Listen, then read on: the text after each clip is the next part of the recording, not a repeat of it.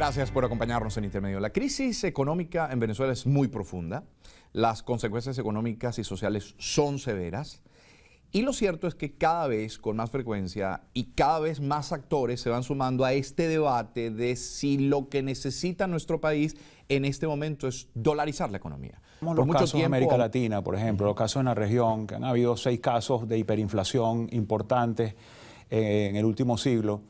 Ninguno de ellos acudió a la dolarización, más en todos ellos la moneda doméstica vieja desapareció. Por lo tanto, algún tipo de reforma monetaria tuvo que ser utilizada, junto con un programa de estabilización, por supuesto. Por lo tanto, la dolarización pienso yo que es una entre varias alternativas que tendría la economía venezolana para poder estabilizar. No ha sido la más usada en América Latina y en América Latina hemos tenido experiencias de hiperinflaciones muy importantes, incluso más altas de las que ha tenido Venezuela. Los países de América Latina, las estabilizaciones para salir de la hiperinflación en América Latina no han utilizado la dolarización, pero yo no creo que ese necesariamente es un buen ejemplo.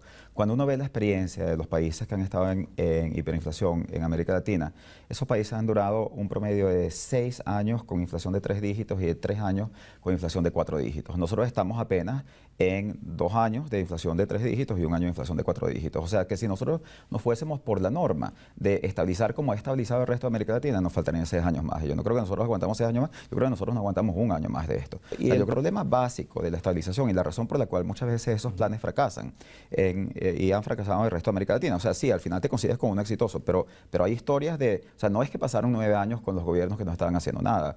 Eso solo pasa en Venezuela, de hecho. Pero lo que pasa era que los gobiernos trataban de hacer algo, trataban de estabilizar y esa estabilización fracasaba. ¿Por qué? Por lo que los economistas llamamos el problema de credibilidad imperfecta. O sea, el tema es que cuando un gobierno comienza a estabilizar y dice, ok, voy a tener una política fiscal buena, voy a tener una política monetaria y me voy a comprometer a que no voy a imprimir más dinero. Si los agentes te creen eso, perfecto, porque los precios te bajan inmediatamente y si tú haces lo que los agentes creían que iban a hacer, entonces tú puedes estabilizar. Esa es una estabilización exitosa. Pero si los agentes económicos, y estoy hablando por ejemplo de las empresas que fijan precios, tienen dudas, entonces lo que van a decir es, bueno, yo no sé si esto va a funcionar, de repente esta gente va a seguir imprimiendo dinero y entonces yo lo que voy a hacer es que voy a subir un poco mis precios porque no quiero quedarme, estoy pensando en un empresario, no quiero quedarme yo no subiendo mis precios, el resto de los empresarios subiendo los precios.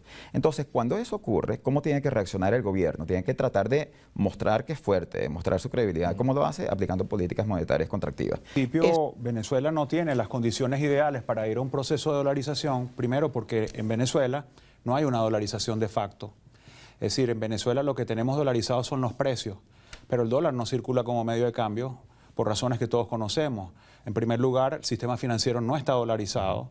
Los empleados públicos y tampoco los empleados privados cobran salarios en dólares y el dólar además ha sido prohibido como moneda en circulación y como medio de pago.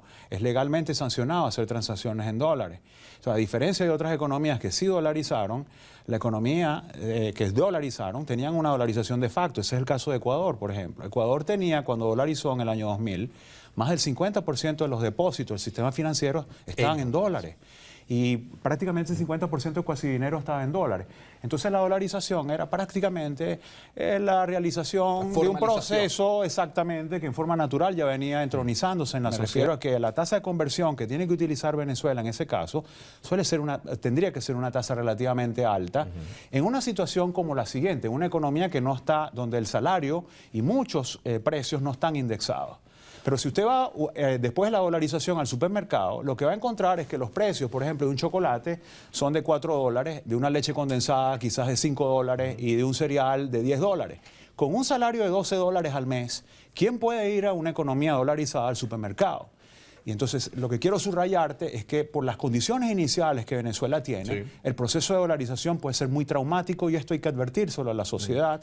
Y creo que en ese sentido esta discusión que Francisco ha puesto, vamos a decir, en el tapete, es provechosa porque de esta manera podemos evaluar los pros y los contras que puede tener un proceso de esta naturaleza.